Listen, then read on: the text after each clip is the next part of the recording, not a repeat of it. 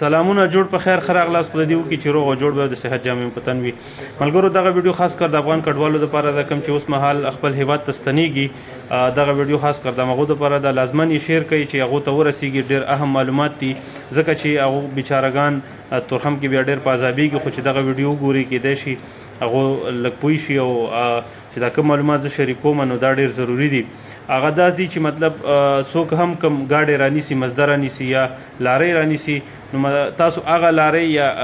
گاډي رانیسي چې د تورخم ګیټ پاس ورسره وي که د تورخم ګیټ پاس ورسره نه وي هلته په تورخم باندې هغو ته اجازه نه ورکول کېږي چې هغه افغانستان ته واړېږي او هغه واپس رالیږي نو زه تاسو څخه هیله کوم که گاډي رانیسي ولته دا معلومات کوئ آیا د تورخم ګیټ پاس یا تورخم باندې چې کومه اجازتنامه ده هغه تاسو سره شته یا تاسو سره چې کوم د ټریډ کوم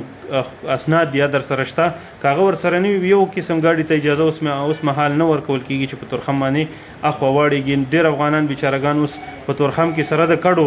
ګاډي تش کړي دي او دې خوا منتظر ناست او په اوس هلته چې نور ګاډي نیسي یو په ډبله ته پیسې غواړي نو په دې هیله چې دغه ویډیو هغه ملګرو ته او افغانانو کډوالو ته ورسیږي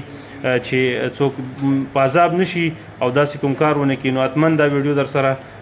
ټولو ملګرو سره شیر کړئ چې دغه معلومات هغه کډوالو ته ورسیږي چې په عذاب نشي په تورخم کې بیا کډې واپس تی په تورخم کې ګاډي تشوي او بیا د تورخم کې چې نور ګاډي نیسي هغه ته بیا ډبلې پیسې غواړي نو دغه معلومات ملګرو تاسو سره مې شریکول والسلام